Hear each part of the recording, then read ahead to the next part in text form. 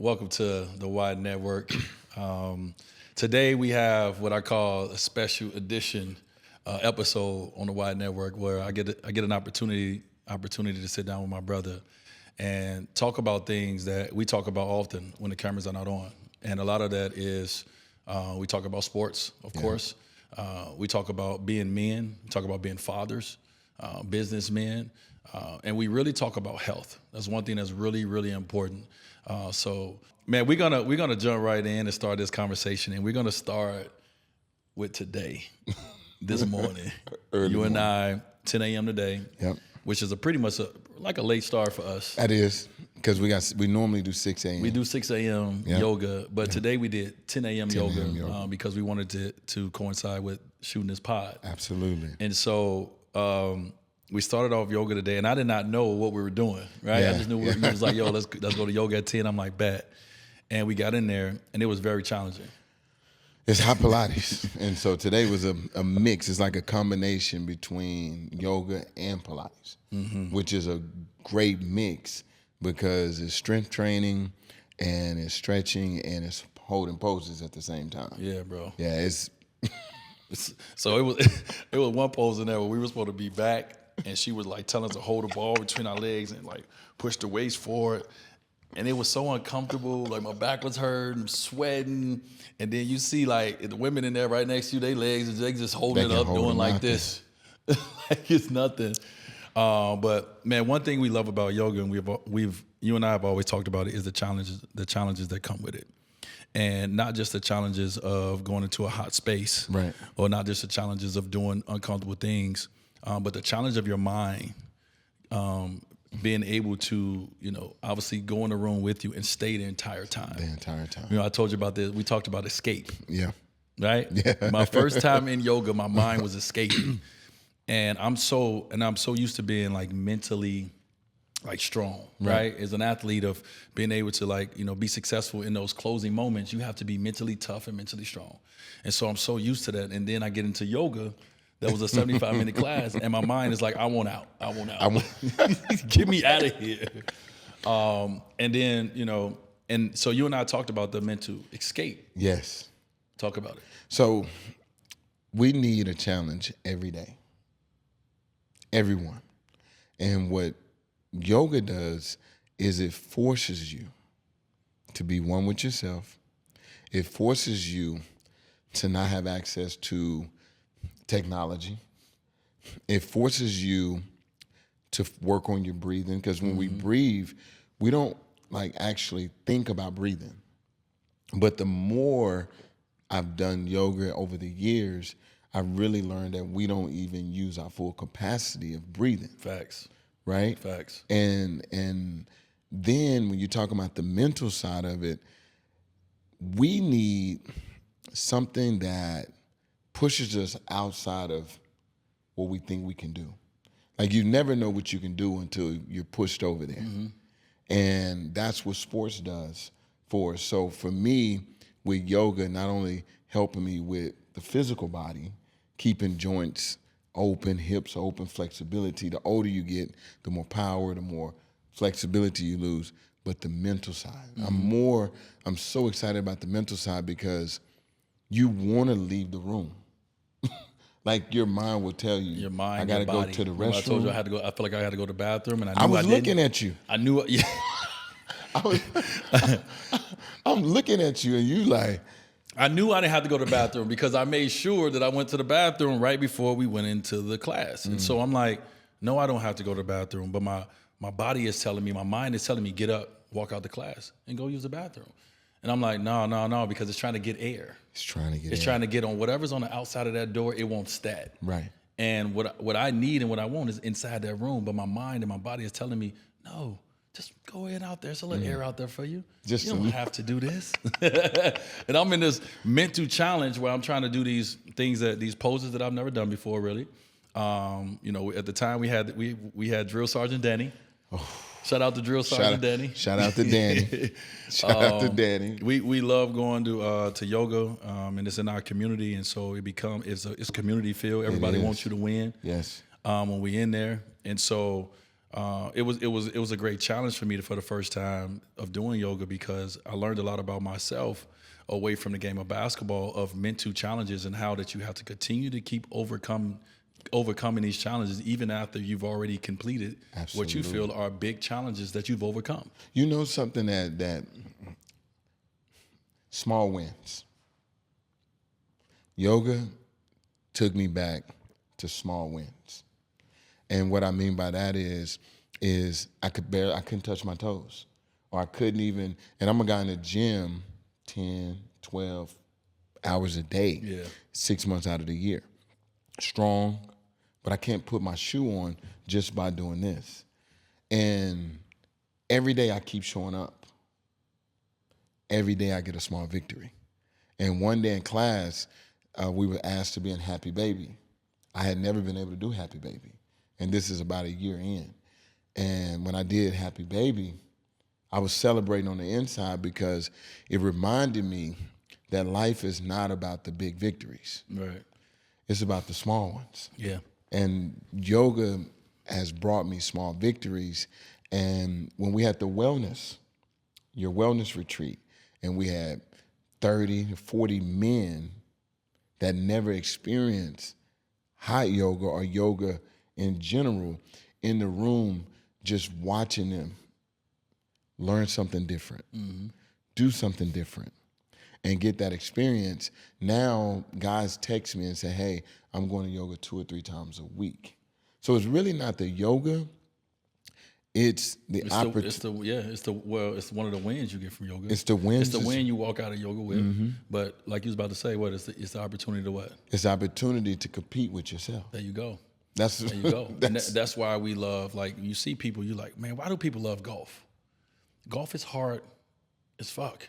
I was taking lessons last night. Golf is hard. But you're competing with, yes, the field of players that you're playing with. You're competing with the green and the grass and the trees and the course. But you're really competing with yourself. All the thoughts and everything you're going through is going through your own mind. When you step over that ball, it's your mind that's telling you that you can do it or you can't do it. And so the competition becomes versus you. It's you versus you. And I always say this in life, is like, we all look for these big wins to celebrate. We look for these big moments, whether it's birthdays, whether it's holidays, or whether we just signed a deal or someone just won a championship. We look for these moments to celebrate, when those moments don't come often.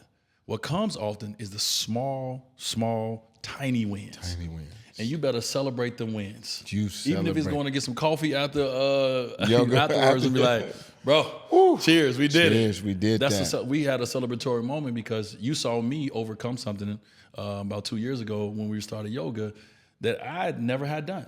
Absolutely. I've never done a 75-minute hot yoga at about 115 degrees. I've never done that. It's hot, bro. It was hot, bro. But that small victories, this helped other people in life, because people are watching other people celebrate these big things. But life is not even about that. Yeah. Life is about you being on your journey, your course, and not even driving for the end result, but about winning that day and winning that moment. When did this mindset come about? Like you're the first person to ask me this, and this will be the first time I said it on camera. As basketball is always what we've done. I was working out, getting ready to go overseas, and I ruptured my Achilles at 22 years old. So you had hoop dreams of being in the NBA, like every other kid that plays basketball? Of just playing professional ball, because I knew I can outwork you. And so my whole life has been about competition and being a better version of myself. But this moment was one of my pivots. And I became a master pivoter. And I realized it was 2001, and now, instead of going across the water to play, I'm now in my room at my mom's home. This is right before 9/11. So at the moment, I hadn't had surgery. I can't move, I can't run. No one is really coming to check on me. My homeboys are calling because life don't stop. Life never stops.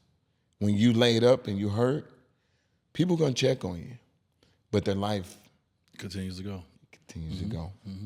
So at that time, I either had to make a choice that I can make excuses. I had a degree. I could have laid there, rehab, and then chase what I call the hoop dream. And I've seen many people walk through the hoods, and you hear, yeah, bro, I could have been overseas. I could have did this. You know, us hoopers, that's what we hear it all. That's how you talk to a girl. You be in the club, you like, what's wrong with you? Injury, you know, I could have been in the league though. You know, this is before social media and all the other stuff that you know, you could get away with that. Could nobody go Google you? Right. That was my era. So I had a phone call conversation with my college coach, and he just was like, your natural gift is leading people and getting people to do things outside of their box. And that's when I really tapped into my gift of there's nothing in life that can ruin my day. I looked at the worst thing that can happen is death, right? Not even for me, but for someone I love. And I still found joy in that. So over the 25... Found joy in the moments, in the memories that were shared. That's exactly the what I time did. spent.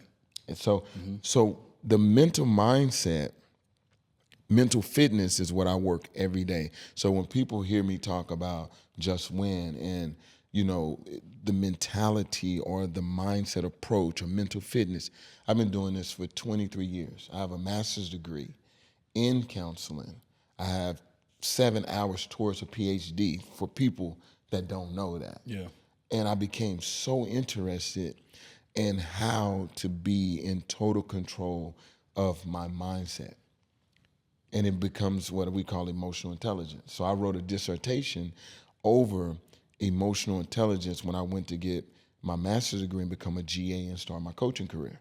And my dissertation was over minority student athletes and emotional intelligence. So I did a survey with our athletes on campus about what did they see as emotional intelligence. And I noticed that you've been from Chicago, you're from the inner city. And I would hear coaches say this, and this is like the worst thing that now you can say to me. Is like when people think about, oh, I want to get a kid out of Chicago, I want a tough basketball player. What they really saying is they want someone that came from the hood, that was abused. Maybe a little broken home. For sure. They seen violence. Maybe some older siblings in there. They beat them up a little bit. Exactly. Them up. That's not toughness to me. That's abuse. Mental toughness is when you choose to challenge yourself to go to the next level. So anyone can be taught Say that. mental toughness. Okay. So when college coaches are speaking and people are like, yeah, he's tough because he came from the inner cities.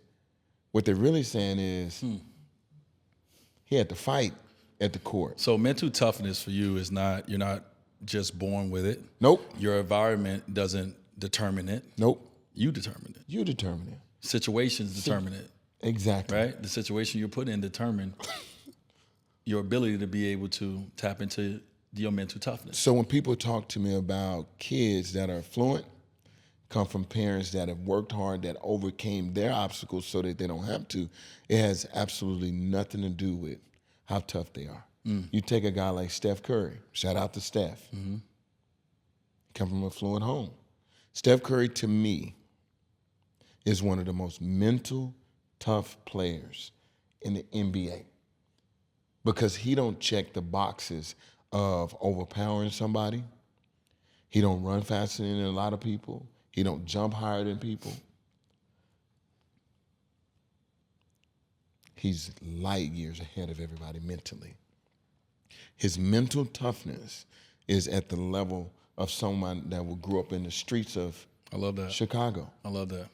What would be, speaking of Steph Curry, since we're on that topic, what is Steph Curry's greatest strength to you? His greatest strength? What is his greatest strength to you? To me? Yeah, not somebody who's watching the game of basketball who see highlights. To someone who sees the game, what is Steph Curry's greatest strength to you? The way he see the game. His IQ. His IQ is off the chain. His IQ.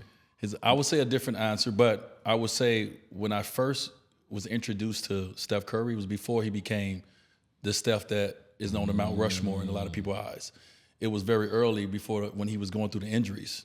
But his IQ of knowing if I come off this pick and roll, this is how the chessboard moves, then I'm gonna sling this ball over here fast with the left hand to that corner because like he knew early on that, okay, D-Wade got a chuck here. That means that gives 0.2 seconds that his man gonna be open. So as soon as he go to chuck, ball slip over with the left. And I was like, nobody making that pass. Nobody. Rondo, LeBron, Chris Paul, yep. No one else. And so for me, I agree with you on that. One, I think one of his greatest strength is, and it's something that we talked about with Devin, my godson, the other day. Yeah. It's his conditioning.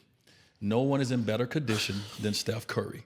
His ability to obviously have the ball and face all the double teams, the triple teams, and all the things with the rock is hard. Because you see a lot of star guys at it, they got to get off of it because they're getting double. It's physical. Steph gets off of it, and then the game starts for him. And now you got to chase and run and boom. And he has to not only run and do all this, but he has to also still make the shot. Yes. Right? He runs with purpose, and we call it court mapping. So for me, his court mapping skills. Crazy. Me and my son talked about this last night. I was like, everything, son, is mental. And when people say that, they never give the content of the information behind it. Right? Seeing things before it happened. His ability to scan and understand that this cut may not get me the score right away, but it opens up this backside wing. And my continuation of movement, the ball will find me. Mm-hmm. And so when I look at that, and then I look at him play golf, right? Which is a mental sport. His shooting ability, and I love to sit down, and we need to get Steph over here so we can talk about it. But some of the greatest shooters in the game of basketball play golf. Michael Jordan, even though we look at him as a scorer, he is a shooter because he could put the ball in the basket. He played golf.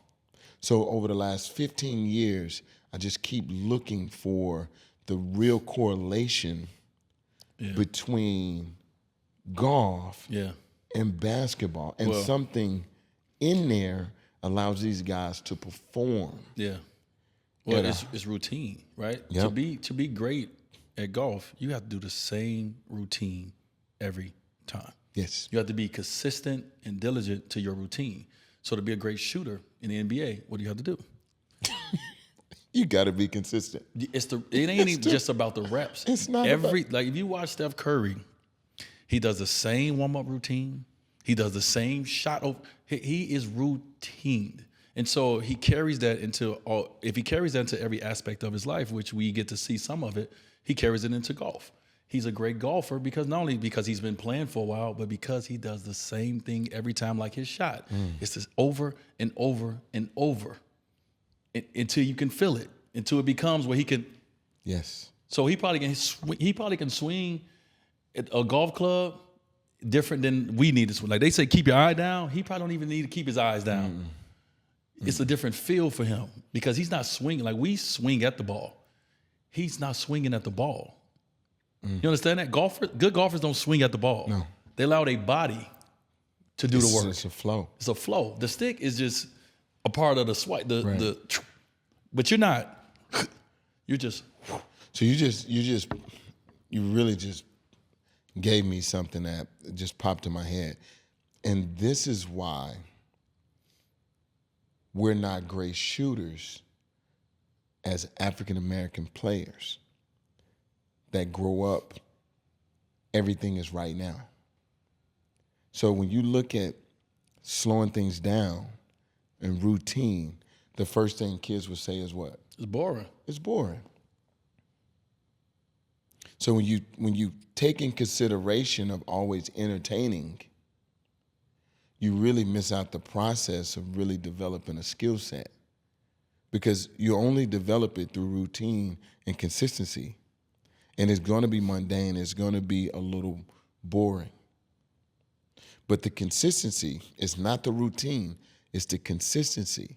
And we talked about this, me and Kenny, at the game. I said, that's what I'm teaching Isaiah. Your routine is different from your work. Routine is you can go in and it doesn't require you to be at full speed. Yeah. It's the routine, the repetition, but it's boring.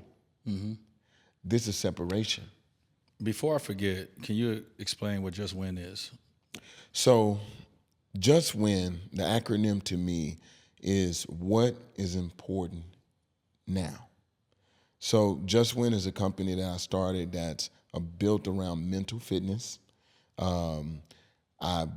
I think I announced it maybe 3 or 4 years ago, and we're doing a lot of different things in it. But it's all geared around athletes and teaching them how to win the mental game. Mental fitness is the same way we handle our physical fitness. Mental fitness is more important. Your body language, your ability to be coached, how do you handle tough situations? What acronyms can you pull back to? Like, can you be in the moment, which I'm gonna ask you about, and be king of the zone? Can you dominate that moment and be present and be where your feet are? So we've created a system, and I have a 10 series ebook out, which is called 10 Minutes to Win. And because I only need 10 minutes, we cut out all the fat, get right to it, and it's designed to help people that want to win their day. Sometimes we don't know when to take permission To pause. It's a mental timeout. It's a mental timeout. So, sometimes you just assume people know, but also too, I don't want to assume. Like, my brother is, he's giving you guys some background of how he got into sport. Yes. But in the midst of getting into the game of basketball and sport, we fast forward to, what he would call part of his career path is becoming a master trainer. Absolutely. And the one thing that I was always impressed with you about is not the guys that you've trained. Right. Because you've trained some of the best guys in the world. A lot of guys can, go into town and they train with people. Absolutely. But for me, one of the things I was impressed with is your mental coaching to these players when they're away from the gym, when they're not in there. When you're in there, you're telling them what to do and they're working, whatever, that's fine. But when they leave, and now you have to continue to keep that same messaging for them when they go to their respective teams, or they go to another trainer, or they go off into the wild. I love the way that you have always continued to be that mental coach, sending people stuff every day. Every day. Here you go. This is the way you're going to win today. Good morning. This is how you can win today, right? Hey, this is what we worked on. These are it was all these mental things as we were, going down and building our relationship. I was like, dang, this guy is really a coach, more so than a trainer. Absolutely. You know what I mean? He's really a figure more so than a trainer in a sense with these guys. And so it feels very personal, the relationships you got to that care. you have with your athletes. You have to care about people. It ain't money. It ain't fame. You have to actually love people. And then the other side of it is you got to love to see your people win. Most people don't love to see you win. Yeah. Why? Why don't people love to see you win? They envy. They wish it was them. There you go. And so It's always, why him? Why him? not me? Yeah. So for me, I lost that a long time ago in the fact that this is my win. And my win doesn't always have to be in the newspaper. It doesn't have to be at the end of, at the podium of a championship. I don't even have to say now, look at me. That's why, like, on social media, I'm kind of like, I'm like, he did that. I'm just a vessel in people's lives that I can actually put an imprint in and help them become the best version of themselves. I love but that. They have to do it themselves. I love that, the vessel. right? Because that actually moves right into my next question is, so your pop's about 6'8", 6'9". Yeah, he tall. Shout out to Pops. Shout out to Pops. Shout out to Pops, man. You about 6'1". Yeah, if that 6 If foot. that. Pops Yeah, I was ain't good at gonna cheat it. basketball. You played the game of basketball, in My a whole sense. family. But yours didn't. You didn't make it to the dream. Right. But you became a vessel, not only for other athletes, hundreds, thousands of athletes over the course of your life so far, and you're not done. No. But the most important vessel you've become is the vessel to Isaiah Johnson, Absolutely. which is your son, who is one of the best players in the country. In the country. He has committed to Colorado. Shout out to Colorado. Shout out to Colorado. We'll be there, baby. We'll be there. But talk about that journey as a Pops of you work with all these amazing athletes. You've seen guys sign 200, 300 millions of dollars and all these things that you put into other guys to live their dream. And now you have your own son and he falls in love with the game of basketball at a young age. And now you're watching him build his dream and build, what his future may look like. Tell me, Pops. So as a dad, I love being dad. I'm not his coach. I've never coached him. I've never coached him in AAU. When I say coaching, that means in a 5-on-5 setting with fans in the building. But you and I said something that's so important. I'm an advisor. Love being on the advisory board. I'm on the advisory board. Oh, love being on the advisory board. I'm on the advisory board. And I like my seat.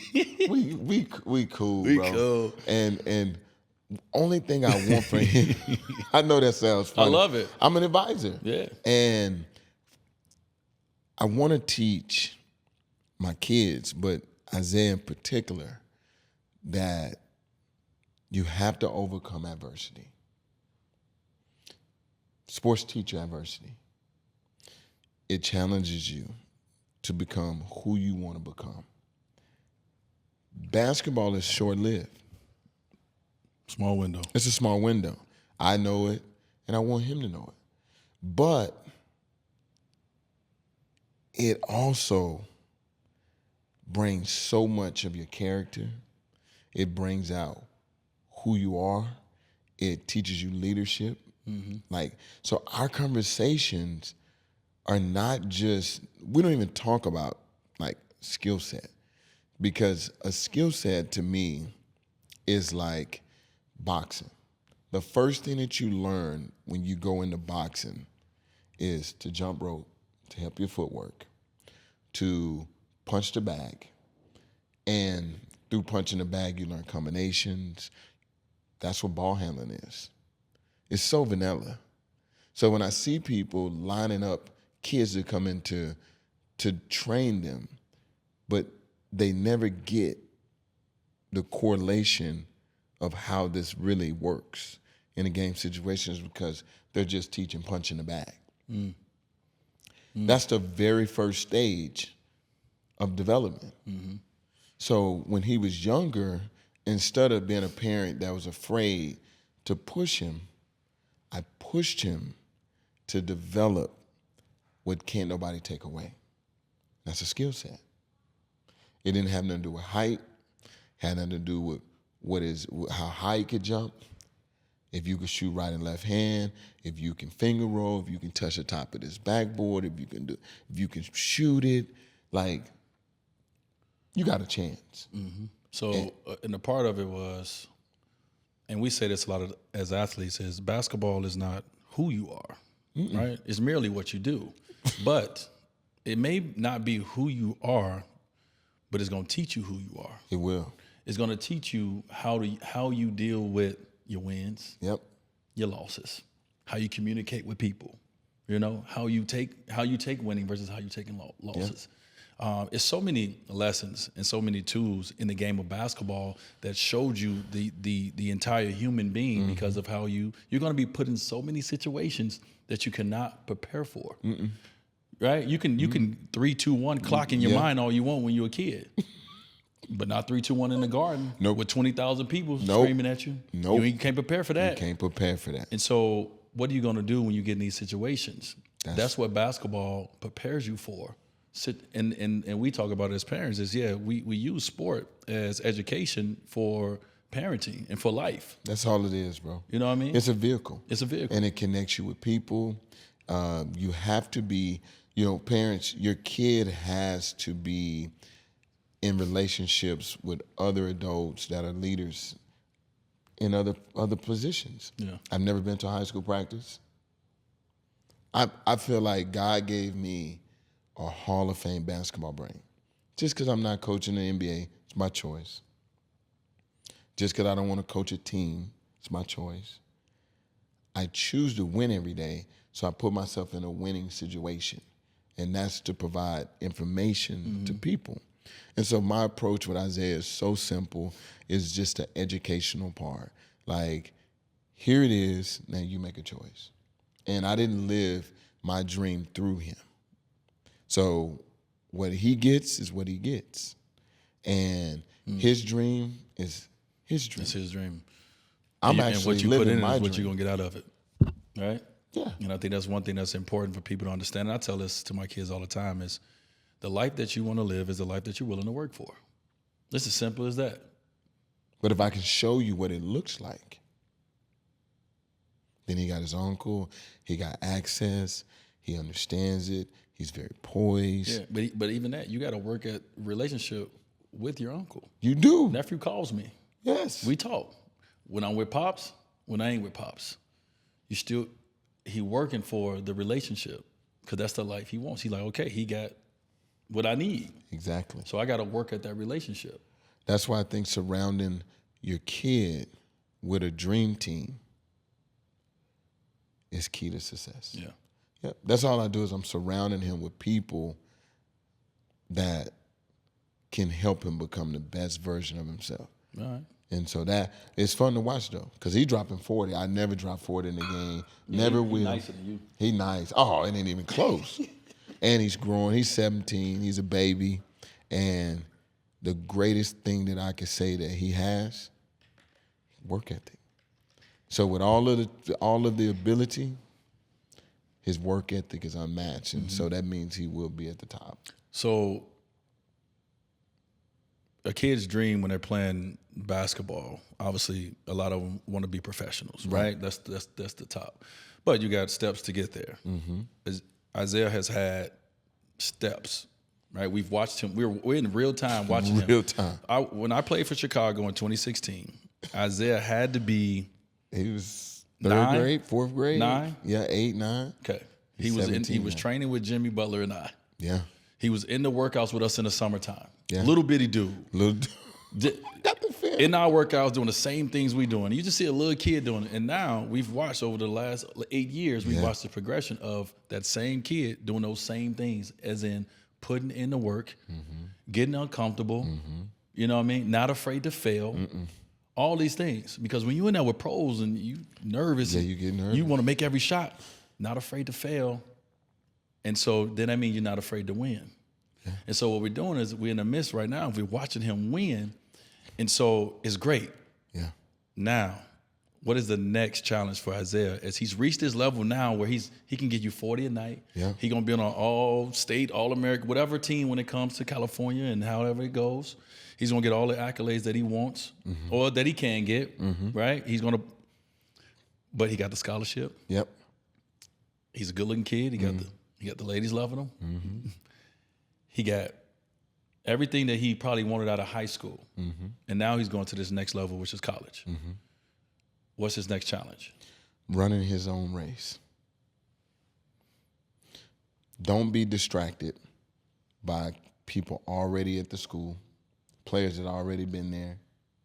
You walk in, you grab it, you're at the top, and you start commanding. Because you can't assume that they have the same brain that you have. And I was listening to a book this morning, and in the book, he talked about his friend. I don't want to say a guy's name, but the book is really good. I told you I was listening to the book yesterday. It's really good. He has a guy with him that hadn't been in the big rooms with like the people that make decisions.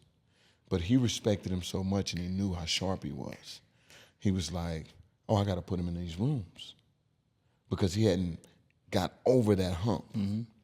He put him in the room, everybody's talking, and he's watching like, why he not saying nothing? Why is he not?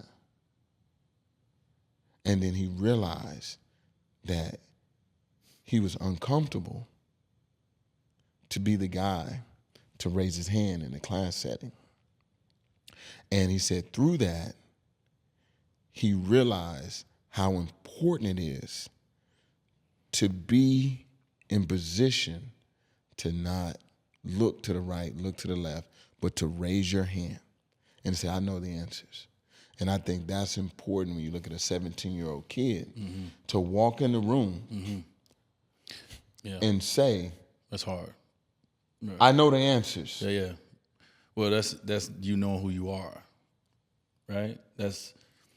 I heard this, and I may mess this up, but I heard that we send each other a lot of social media like videos and stuff like that, because some things resonate to us, mm-hmm. right? Sometimes people say things what you be like, man, I was thinking that exact thing, or I was feeling that, I didn't know how to express it.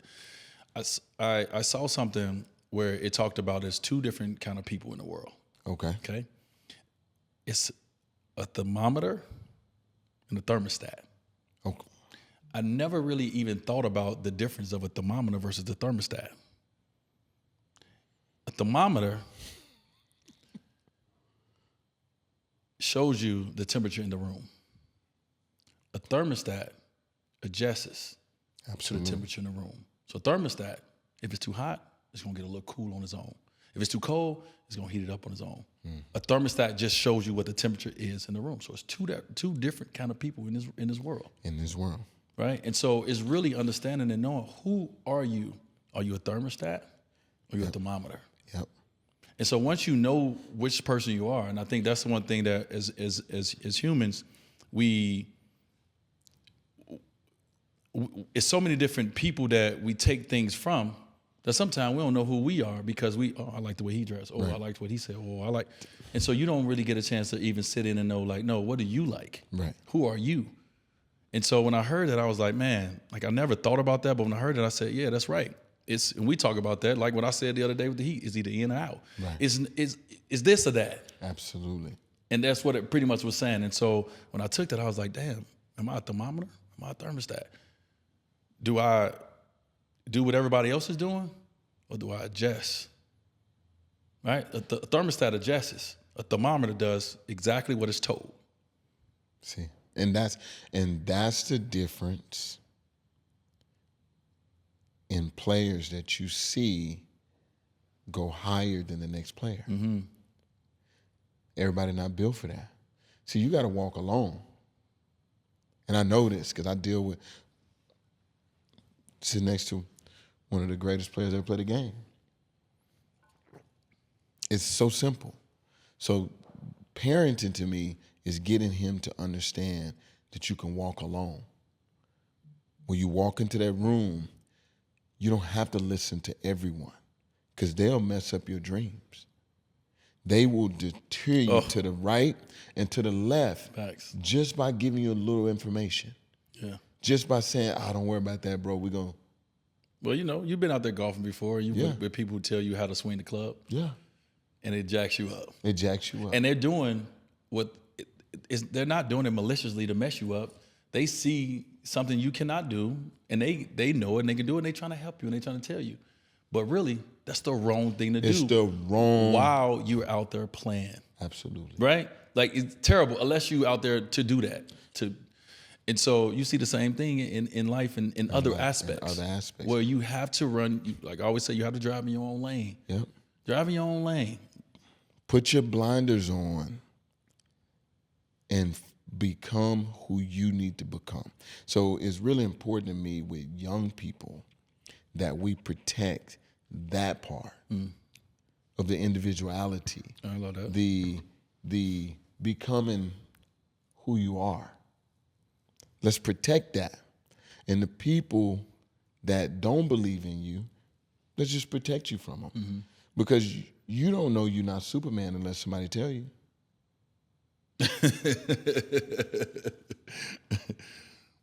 Think about it. Yeah. Now, when you're an adult, remember when you first came Flash? I think you told me a story about it.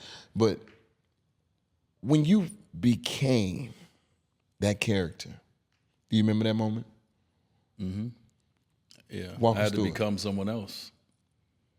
I think I said something controversial at my birthday party on my speech. I told people I was an introvert, and everybody lost it. Like, it was a conversation. Remember, the conversation the whole night was like, he's not an introvert. I said, because when the lights come on, I know how to show up. You don't think I'm an introvert because you don't see me when the lights is off, right? In a sense. But I say that to say, once I became Flash, the lights came on. And so I had to turn up and show out for the lights. And so before Flash, I was just a basketball player trying to be good at my craft.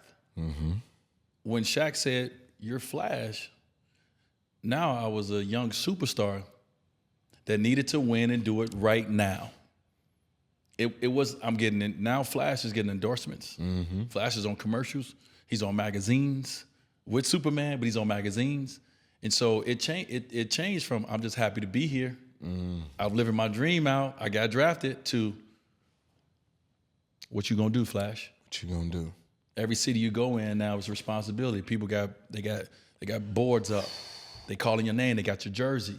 Got kids waiting at the hotel for you now. It's a whole different life being Flash than it was being merely Dwyane Wade as a basketball player. And so I had to become Flash. You had to get into character. I had to get into a character. How did you prepare for that mentally? I don't know. I just did it. Like right now, right? You get people who will look at something like, man, Dwyane Wade paints his nails. That's not the player that I love playing basketball. How dare him do that? That basketball player was someone different. That was Flash. That was that character. That was a character that I had to play because of the situation that I was put in. And so for me, it was the work to become Flash. Okay, what does this mean? What does this mean for my work? Because you only work as hard as you know how to work. Right. Now I got to win a championship. I am in my second year in the NBA. How do I know how to do that? So now I got to change my work, and now I got to change my mentality and my mental. I'm in the NBA. I'm in Miami. I'm trying to enjoy life. Yes. Flash can't enjoy life the same way. Nope. Flash teammates can go out and get drunk But Flash and have a can't. good night. But I need 30 from you tomorrow, so you can't do that. So I had to adjust my entire life, and I had to shed everything that I thought I was and thought I was going to slowly become now. Right now. Right now. And so I look at that all the time. Whenever I see things, I see something like, damn, Flash, that character Flash was like, bro, he was amazing. Like he was what everybody needed him to be. Superhero. He was on the court. He became a superhero. Absolutely. Right? Brought that championship in year 3. Not by myself, but that character averaged 35 in the finals. Right. Became Flash. Right? Started doing all the things that people need him to do, but I'm still Dwyane Wade. Right. And that's not who I am. That's just a characteristic that I've became because life presented it and said, here you go. So in that, for kids that are struggling, and I get this question all the time from parents.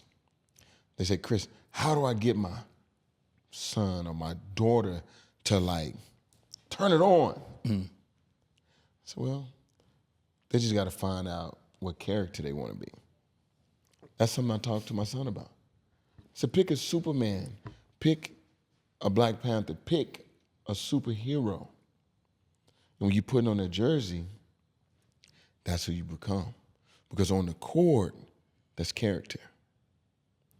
And that's how you get people that are introverts, people that are quieter, to step into that booth and change and become that character. Clark Kent and Superman are two different people.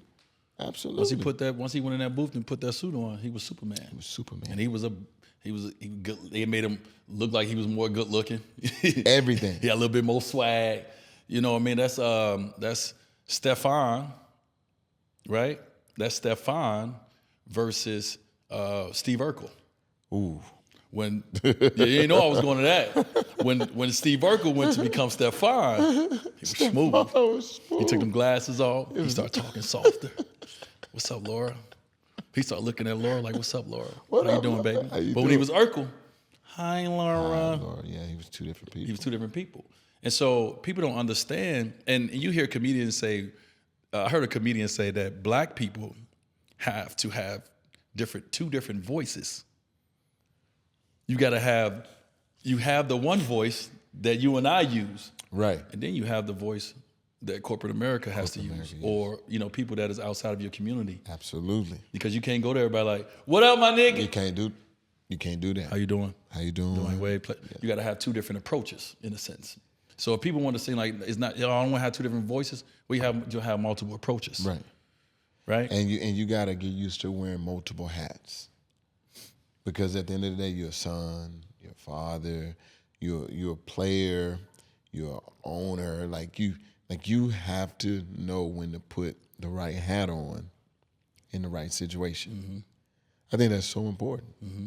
Yeah, just knowing when to wear the right hat. Mm-hmm. Like after games, I think after games is the hardest thing for basketball players, the post-interview. Because some hadn't switched a hat. The worst thing is as soon as the game ends, they put a microphone right in front of you. Boom, right there. And you have not had time to get your thought. Like you're mad at a call that didn't happen. Yep. You mad at something that didn't go right in the game, and that microphone get put right in your face. And now you have to respond to questions that are posed to you. Not give me your thoughts, just raw. Right. No, I'm gonna throw a question at you, and now now I feel like I have to answer this question. Mm.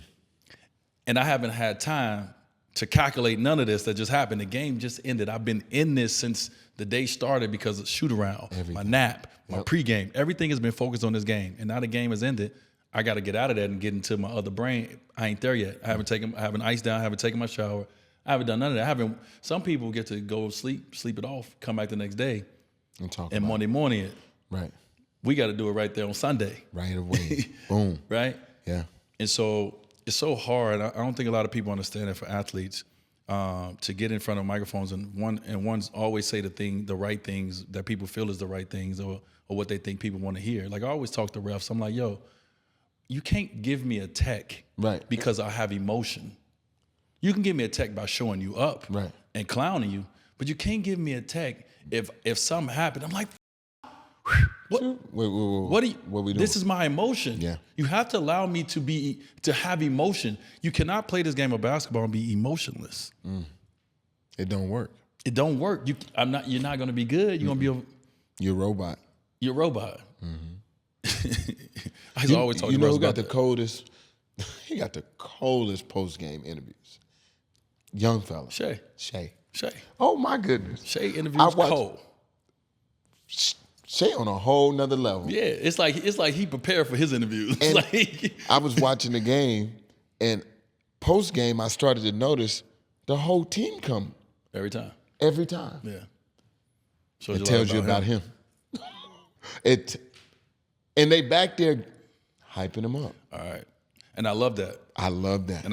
And this is how we are in the world. We always look for: are they going to continue to do that once he get MVP? Mm-hmm. Are they going to continue to do that once he become the highest paid player in the NBA? That's going to show you a lot about them. Exactly. Right now, they're showing you a lot about him. But once he continue to keep rising and he separates a little bit, it's going to show you a lot about them. Right. And how they show up. Because right now, he one of the smoothest killers in the league post game. Yeah, he cold. He's cold. Yeah. Yeah, the interviews match the look. He's cold.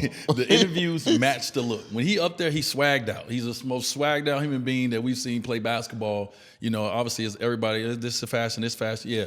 But in today's day, he's swagged out. He's swagged out, bro. But what he says that come out of his mouth, it matches. It does. The energy. How he sees the game, how he attacks the game. He's a free-flowing player. If you watch the way he plays, his cadence, everything matches, bro. He next level. Yeah, he's but next level. But when he has what I see when I watch him play, when he has the ball, it's like he's controlling everything on the court because he slows down, he gets to his spots, he plays the game he don't allow nobody to rush him to do anything.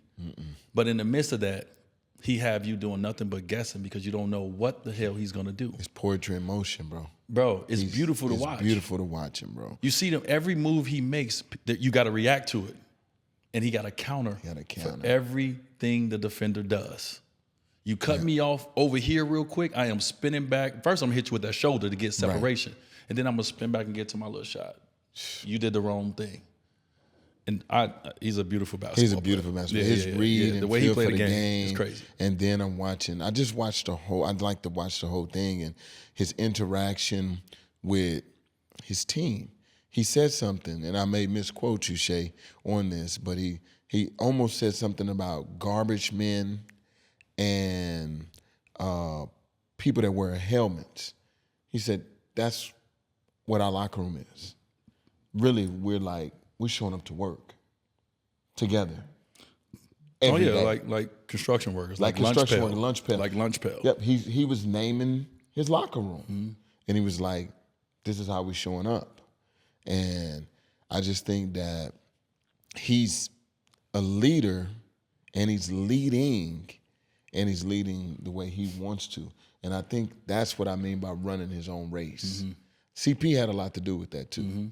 In the time CP spent with him, you've seen influence. Yeah, a positive influence will be shown. That you can see his competitive ability to win. Yeah, CP put it together, and I was like, oh. And now I'm looking at Shay like, oh. I think you're one of the best people to ask this question to, because you were in the beginning of this happening. So all the conversation is about the game is changing. The game has changed. The players are different. All these narratives. Right. And some of the narratives are correct. It's no secret the game has changed. It's changed. But you were a part of the Houston Rockets team early on before, right? So what they would do is they would try things out in the G League. You would test it out in the G League. I can tell you, right? Or which was the D League at the time. You would test things out. So you guys were testing out. Daryl had us testing out not shooting any mid-range. So the requirement for me at the time was develop a player development system around paint attacks.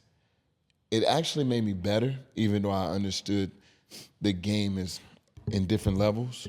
It made me better because I've created a system of drawing fouls and a system of many levels of different finishing packages. So there's no guessing. So it also makes guys that are drivers become drivers, and guys that can shoot become shooters. And so now when you look at what we were doing at that point, putting up like 63s a game, leading the league in paint touches and getting free throw attempts. So when a guy was a great driver, his job was to do what he did very good. And I think that's what coaching is to figure out what the ingredients you have and get them to do it at that level. And so when you see teams struggling, I think the coaches in the way, or he hadn't learned how to put together his ingredients the proper way. It's one ingredient's move here. Like, say for instance with Sacramento, Coach Brown's an excellent coach. He probably shouldn't have been fired. Doug Christie made one adjustment to the team. He brought, what's his name, from off the bench to starting. Malik Monk. Sometimes all the team need is one shift here or there, and you start to see the gel, the communication, you see the ability to play off of each other. And then you say, whoa, that's coaching, or he did this big change. But the game hadn't changed. When the way I teach Jaren Jackson or Jalen Johnson, these guys are two all-star caliber forwards, right? Instead of playing with their back to the basket every possession, now it's played in short rolls. Short rolls are still post-ups. Short rolls are even more of a shorter drive to attack. But they still got to have a D-Wade series. They still got to be able to get to the fade. They still need to be able to develop everything that's necessary from a post standpoint. Mm-hmm. So when people say, did the game change? The game has changed in regards to the rules.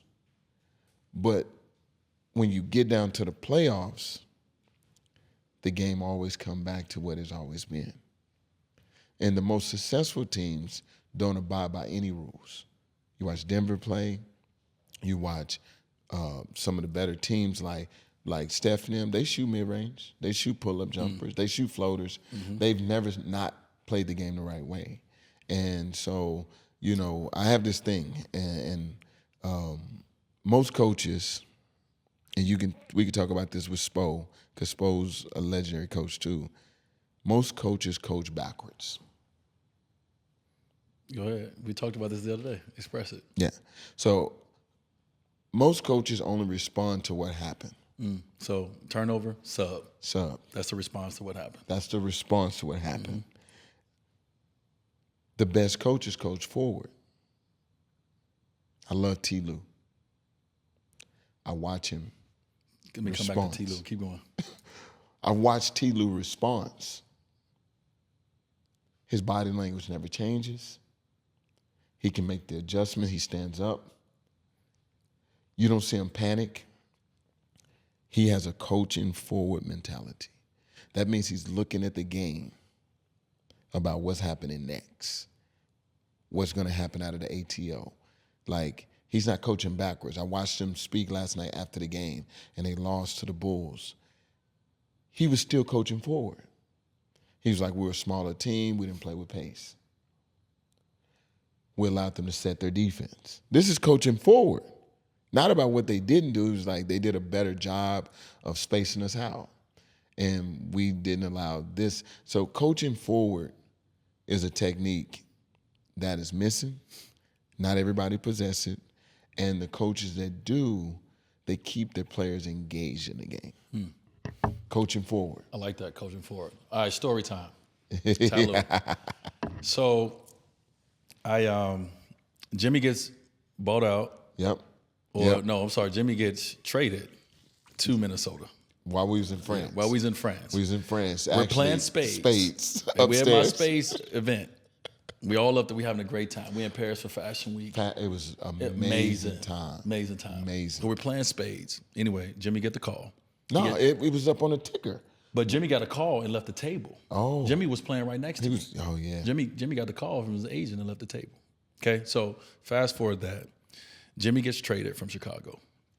So at that point, the team, is in disarray in a sense because Jimmy was the best player on our team at that time. He was the leader of the team. Yeah. You had myself and Rondo, who were a little bit older, brought in to kind of, be there and help Jimmy and also help the young guys, which Absolutely. Rondo helped the young guys, and I was focused on Jimmy. Yep. That was the role. I was focused on Jimmy Butler, and Rondo was focused on the younger guys, right?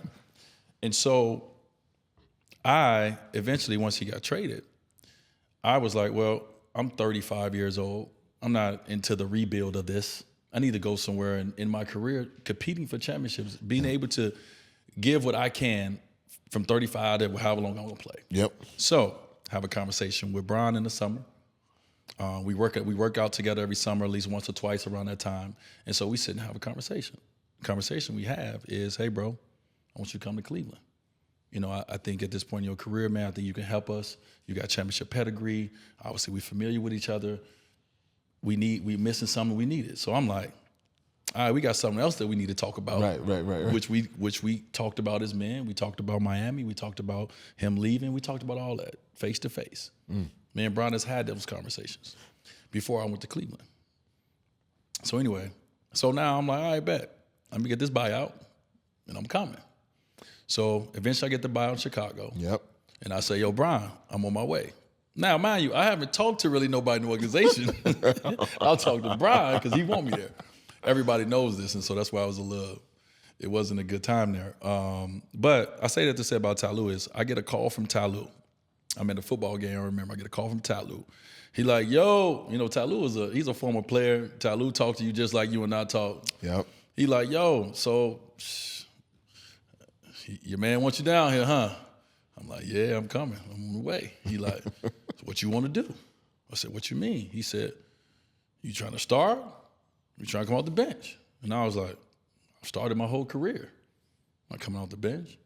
He was like, it's up to you. Right. I'll see you when you get here. Yep. Left it at that. So I go into the season, I'm a starter. I am the starting two guard of the Cleveland Cavaliers. I played 2 games as the starting two guard of the Cleveland Cavaliers, and I walk into the locker room after the game and I say, yo, Talou, yeah, I'm out. Put me on the bench, bro. He looked at me and was like, I knew that would happen. But he allowed me as a coach. He was forward, bro. I'm going to allow you to come in here and experience and see where you're best at. You're going to be best coming off the bench for us because you can run the second unit. In the first unit, we'd be better with J.R. Smith in the lineup. Yep. But as a player, this is what I know. Yep. I know starting. I'm not coming here to sit on the bench. So he left it up to me as a player to make that decision, to come to him after 2 games and say, hey, bro, this don't work for me. I don't like sitting in the corner waiting on the ball because by the time I get it, it's 3-2-1. I ain't shooting the 3 ball. Right. And so I put myself on the bench to find some success for myself on that team. Right. But that's a great coach, a great leader who didn't tell me, hey, bro, you coming off the bench. No, I respect what you've done in this league. I respect who you are. I'm going to allow you to figure it out to see what's the best for this team and the best for you for this team. Bro, that was love. That was a grown man. But you know, that's what I think when I look at the NBA and I look at the players that are in your position or the younger players that are trying to find an identity. I think that's what is missing, you know, because people are not robots. They're not X's and O's. They Jimmys and Joes. Like, they're real people. And having open conversation or tough conversations actually allow you to find the solutions. So when we see disgruntled players, trades. No communication. There ain't no communication, There's no communication going on, bro. No, and not honest communication. No, not honest. It'd be a lot of lies that'd be told. Right. It's not honest communication going on. That's how you know who's one of the best coaches around. When people talk about Phil, talk about Spo. How great of a communicator is Spo? Because he's at every event now. You've been retired for, 6 years now, if not longer. He's at everything we do. That's a relationship. I've literally watched Spo become a legendary coach.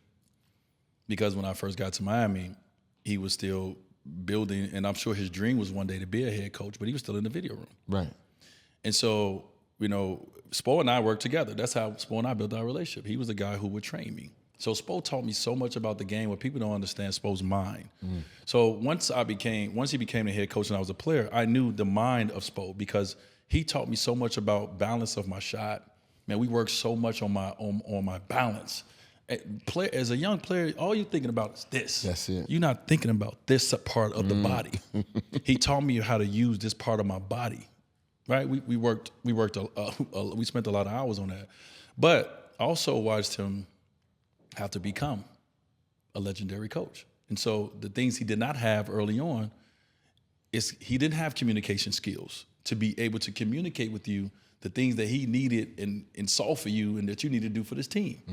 And so a lot of times when you can't communicate that to guys, especially older guys, there's going to be a lot of this back and forth because you don't know how to communicate it. And so I'm watching him learn how to communicate it. And I saw it over the years of how comfortable he got. Even with me, he had to bring me in his office at one point and tell me how my role was going to change.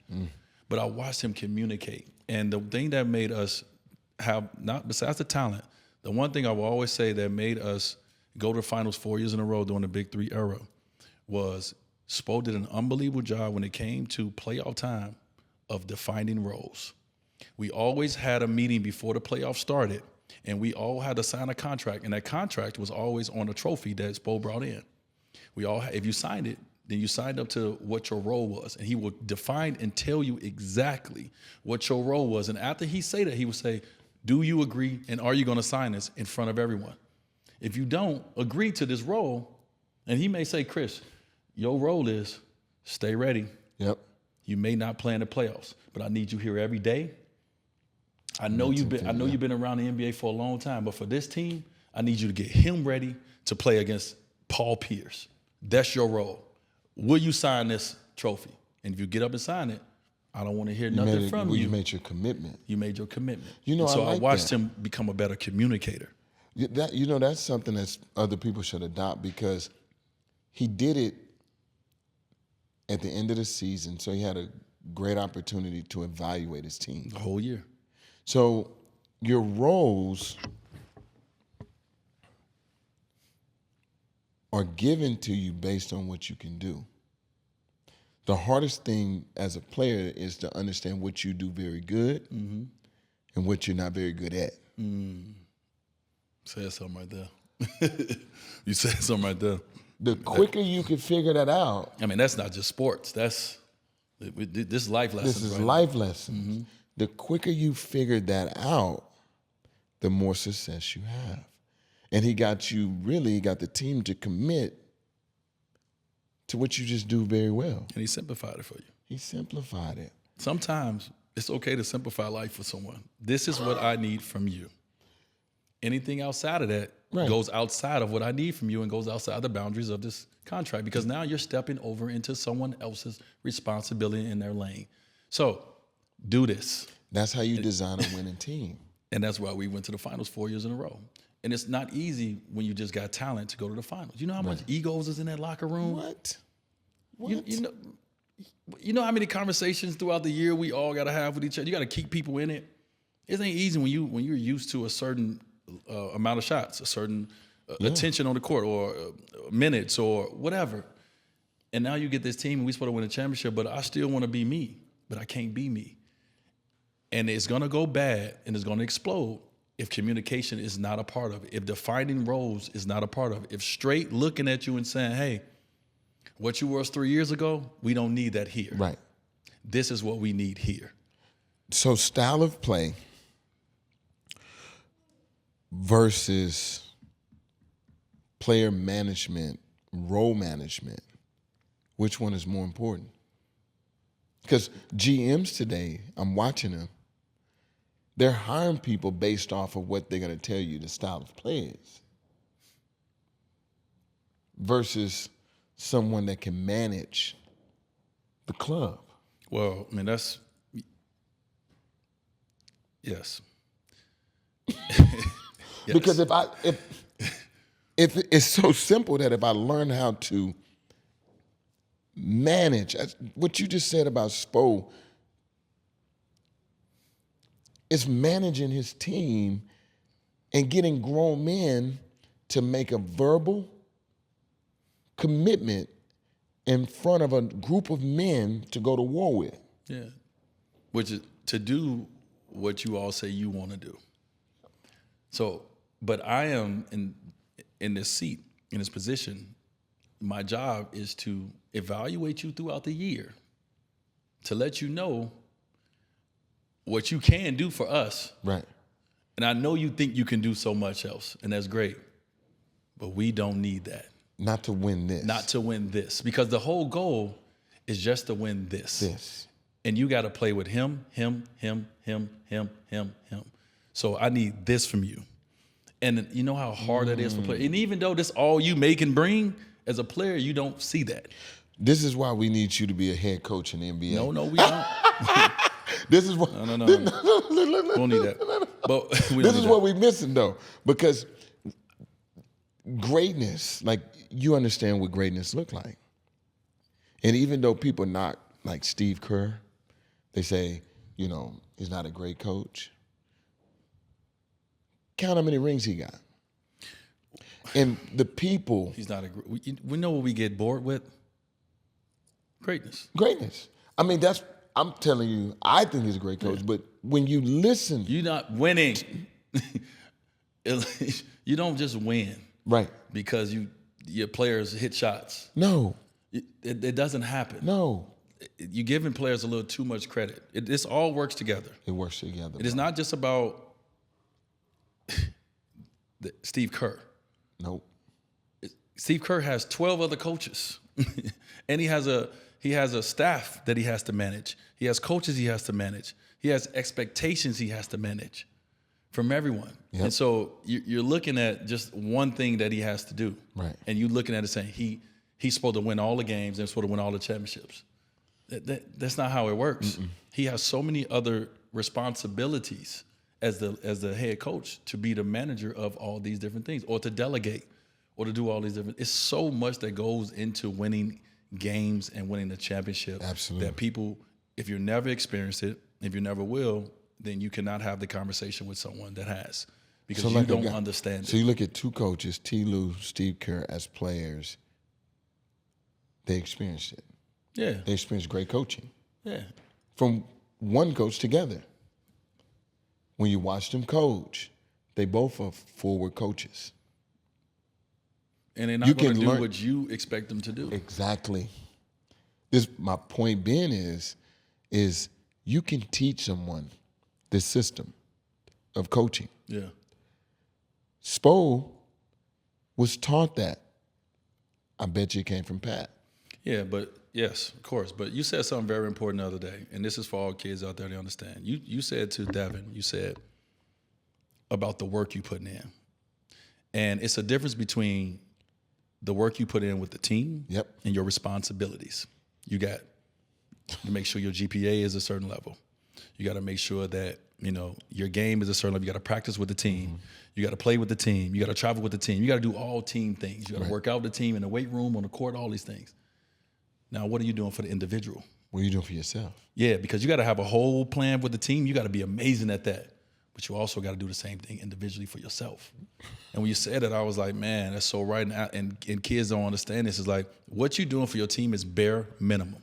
That's it. If that's all you're doing, then you're going to be a bare minimum player. If you don't do the same things and more for your individual self, you don't have a chance. You don't have a chance. That was, when you said that the other day, I was like, yeah, that's because a I see it in live.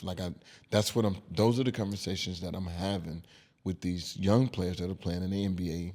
Now, I understand the team strategy. What's your strategy? What's your strategy? What's your approach? To reach your goal. To reach your goal. Yeah. Within a team setting. Yeah. And it ain't always somebody else's fault. Because that's the first thing. When things don't go right, it's that person's fault. I always talk about me and my mom talk about it a lot. I talk about that mirror and how we're afraid of that reflection in that mirror, because that is the most honest thing in the world to you, is your own reflection back to you, is the mirror. It's the mirror. How often do you look in the mirror? I told my mom this one day. Now, I like to challenge myself.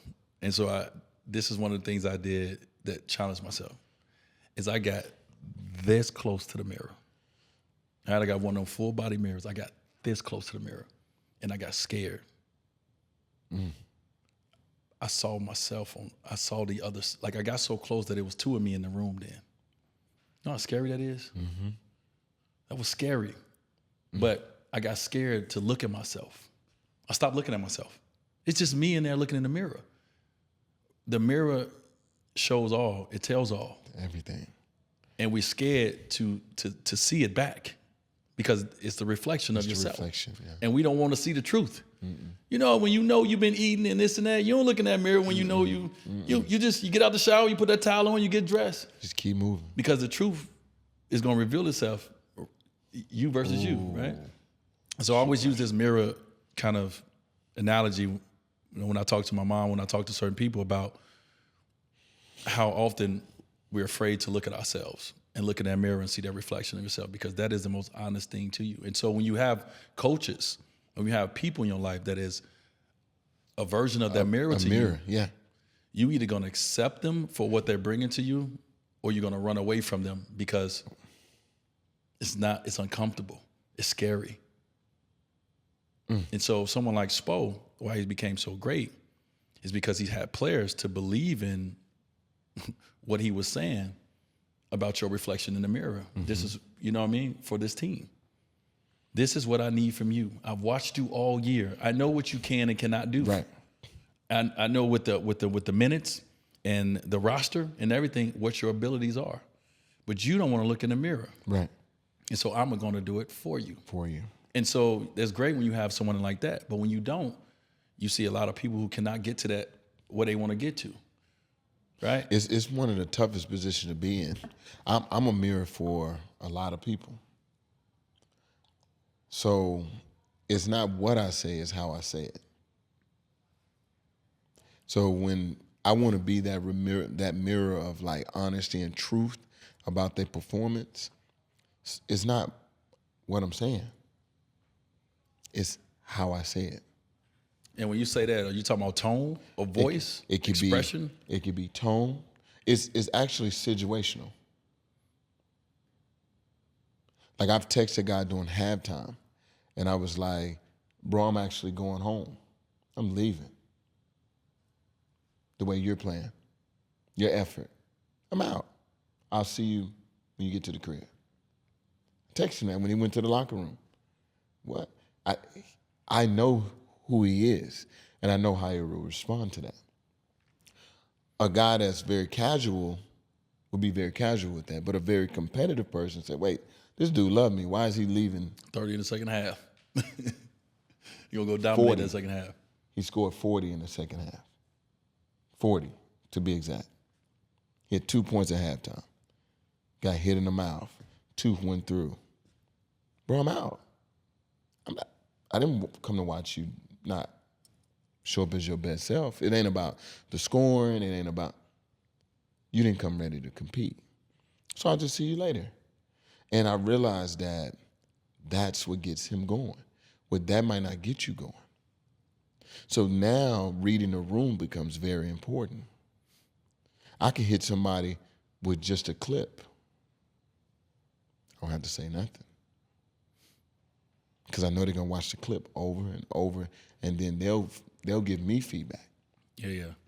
Or it's something that just you got to go right in. But you can't do it in front of everybody. All right. So one thing I need your feedback on, and we're going to talk about this. You were in Chicago when myself, Jimmy, and Rondo was in Chicago. Yes. Do you remember that first round versus Boston? I absolutely remember it. I was there. I was in Boston, and yeah. Give me your thoughts on that. Give me your thoughts on the Chicago Bulls, the 8th seed. Yep, the 8th going seed. into Boston, first round. Yep. Playing the number 1 seed on their home floor. And obviously the performances that was put out there, those 2 games. But give me your thoughts on Rondo. Because we saw a different Rondo. We saw the Rondo we knew. Yep. In the playoffs. Playoff Rondo. And we had an opportunity. Tell me about your version of it. In real game speed, me and Rondo was in the Garden. It's probably about 11 at night. You know, he obviously played there, so he wanted to be on the wood. He wanted to. We getting our hooks in, our finishes. He's talking to me about what Fred wants to do, and he's like, nah, this is how I'm going to get D involved. This is where I'm going to get Jimmy the ball. I'm going to pick them apart. This is how we're going to do it. This is what Marcus Smart can do. This is what he can't do. This is the lineup they're going to put on the court. We're going to take advantage of them. And this is why we're in the gym at almost 11 in the night. He knew all the workers, everything. Y'all come out, Jimmy go crazy. Big game 1. I think he had 30. He had 30 in the first game on the road. But Rondo had about, I got to go look at how many steals he had in the game. He picked they play. He knew every play they were going to run. Every play they were going to run. Matter of fact, they ran this elbow play for Isaiah Thomas, and Rondo wouldn't move. Oh. He just stayed there to mess the play up. And so he already knew, hey, this is what they're going to run. So he's going to go down, and he's going to come back up. So I'm not chasing him down. I'm staying here. You taking him, like this was what Rondo was doing. Like he was like, you take him down there. It's like we were zoning up on their offense. Zoning up. In the midst of playing man-to-man in the sense, but not like the zone, like a 2-3 zone. A man-to-man, switch real quick zone that fucks up your offense. And he was coaching us on the fly. Like, you go here, you go there. This is how I'm going to mess this up. This is going to be the play. Brad's going to call this. Yep. I was like. Bro, after we left the gym, we grabbed something to eat. We was back in the hotel, and he's just watching film. Film study, questions, me and him going back and forth. And I'm watching him just was like, boop, boop, boop, boop, and then come on the court and do it. So y'all go up 1-0. Game 2 is your night. You get loose. He picking and he orchestrating the whole thing. This is why having a point guard is so important. Somebody that actually is a student of the game. When it comes to film study, preparation, just loving the competitive nature, seeing the whole thing about how to make other people better, and then how he needs to show up for himself. Yeah. And you guys, boop, 2-0. So that was such an important moment for me at that point, right? Because I had just missed the end of the season because I had a fractured elbow that Zach Randolph locked me up. He locked you up. And I heard that joint. And with that big old He locked me up on that rebound, and I heard that joint go. I was like, oh, so I was out. And so I just got back like a game or two. I think I played 2 games right before the playoffs, but I wasn't supposed to be back yet. My shit was still weak. You know what I mean? I felt it, right? And so my confidence wasn't there. Now, normally the playoffs is where I do my thing. You're going to do your thing. But my confidence wasn't there, right? They had already had a style plan without me in a sense because we started winning a little bit at the end. So I'm trying to find my way back into the zone of this. So first game, it's all Jimmy. Rondo, Jimmy. Get the ball here. Run this offense. So I'm like, all right, you can get out the way. We win. I'm happy. Game 2, we sitting in there, story time. We sitting in there, and we going through the game plan for game 2. So coach's game plans are, we're going to do what worked in game 1. This is what worked. Jimmy this, Jimmy that. This is the defense we ran. This is what worked. We listen. Okay? Meeting over with, all the players go to their rooms. Rondo say, Jimmy, Dwyane, come over here. We go to the whiteboard. Fred stays in the room with us. Rondo looked at me, he said, all right, they're planning for Jimmy. They're planning for the defensive schemes. We're not doing that. D-Wade, it's your game. This is in the morning. It's your game. This is how we're going to get you off. So he sits there and tells me, this is the offense we're going to be running. This is where we're going to get you the ball. This is what they're not prepared for. This is what we're going to do in defense, whatever. Fred back there watching us now. And I mind you, I'm not saying nothing. I'm just sitting there like, all right, Captain. Let's go. Let's go. He did exactly that. Offensively, they couldn't do nothing, and defensively, they were prepared for Jimmy. Yep. They wasn't prepared for a 35-year-old me. And so now I go off. You lit their ass up. And I needed that confidence, and I said that to say I needed that confidence from Rondo. Yeah. Because it was something that happened in the game before. I got hung on a dunk. Ooh. I got hung on a dunk. IT. Oh, you washed. You ain't got. Oh yeah, they talking. You in the playoffs. You washed OG. You ain't got it no more OG. Bop bop bop. I'm like, but I'm feeling it. I'm feeling it because I'm like, damn. You're right. I can't do what I used to do. And then that confidence that Rondo. That's why I want Rondo to sit on this pod. And I know a lot of people. Rondo and I have beef from Boston days of competing versus each other. We talk so much shit versus each other on the court. But it was just our nature of competition. Yeah. And so we have so much beef and stuff that was said back and forth. But in those moments of playing, especially those 2 playoff game moments, I had gained so much respect for Rondo.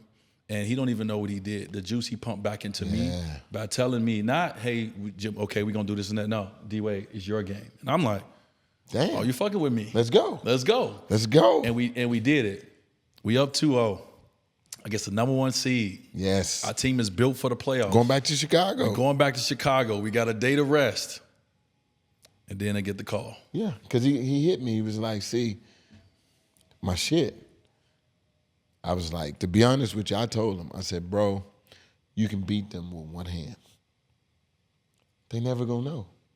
But your presence on the court is so important. And you can finger roll. We can do everything with one hand. You can pass, because he could pass with one hand. But did he hurt his shooting hand? It was a shooting hand. It was the outside of his. And he was going back and forth, and you know you got to make a choice.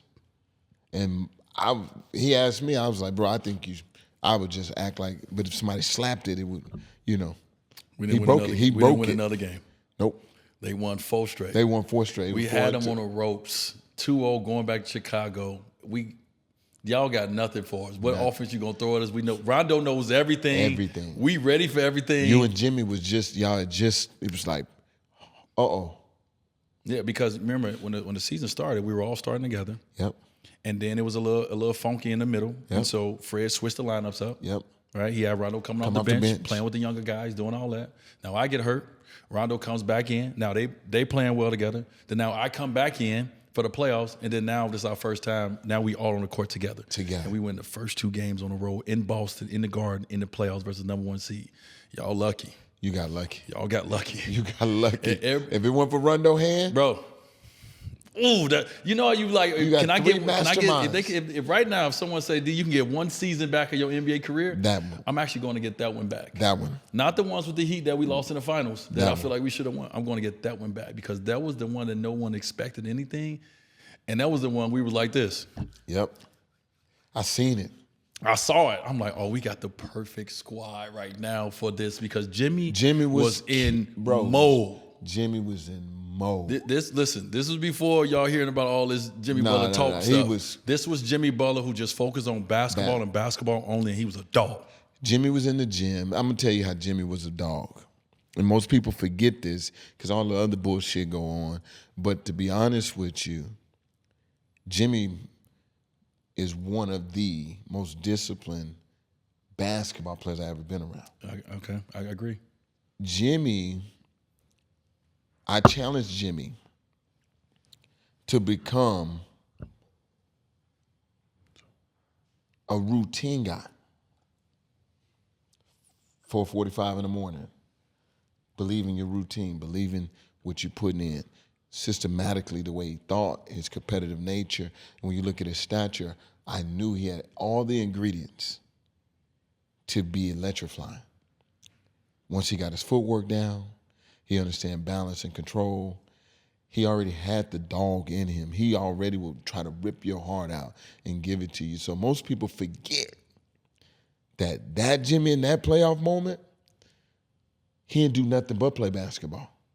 He sat in the room. We played dominoes. We watched film. Jimmy had a whole film room designed for me and him where every film that come through Chicago was sent to me. I broke it down. I was his mirror. So it's like Jimmy here, boom there. Great student. Y'all done won the championship. It just you and him on the court with Rondo, and Rondo makes the difference. I seen him make the difference when they won with the Lakers. You got to have one more thinker on the court. Yeah, man. Bro, we could talk about basketball all day. We're going to do multiple parts of this, the conversations, because there's going to be so many things that you can get out of me and I can get out of you. Absolutely. From the standpoint of just the way that we think. And we're sitting up here and we're speaking as, two mid-40-year-old men that have a lot of experience from our past that understands the present, that really is in the present, right? But also to work every day to prepare for the future. And so it's so many different conversations that you and I can have, that we will have as we go forward. We're going to talk about health at times. Yep. We're going to talk about relationships. We're going to talk about men, right? Like as we growing, as we're learning. And so, but I wanted to start this first one off just talking about hoop, just talking about basketball. As we get into the place and where we get into like the good time of basketball. Yeah, because March Madness coming. Right after All-Star. Playoffs coming. And so we're going to have a lot of time where we're going to sit down and we're going to talk about what we feel is the most important parts of the game. And you and I talk about it. The most important part of the game is what? Last 5 minutes. The last 5 minutes. Last 5 minutes. And I know a lot of people got many different, it's about preparation, it starts the night before. Give me the last 5 minutes of the game. Yeah. And let's talk about who's going to make winning plays and what those winning plays look like. Yeah. And that comes down to situational coaching. You prepare your team for that last 5 minutes through situations, being down 5, being up 6, being down 3, going into the bonus. Like, it's all mental. And if you can get 5 guys to be on the same page to execute rotational wise, to execute the proper screening angle, or what Rondo did for you guys in the playoffs when IT's supposed to be here, by him being there, and it just threw that off. Or putting guys in the right spots. Putting guys in the right, just getting lined up. That last 5 minutes is critical, bro. So we're gonna do a lot of that. We won't plan to do a lot of that. Last 5 minutes, man, I'm really talking about the game that we love, and so look out for that. But man, I just wanted to sit on here and have a convo with my brother. Yeah, my brother. Love.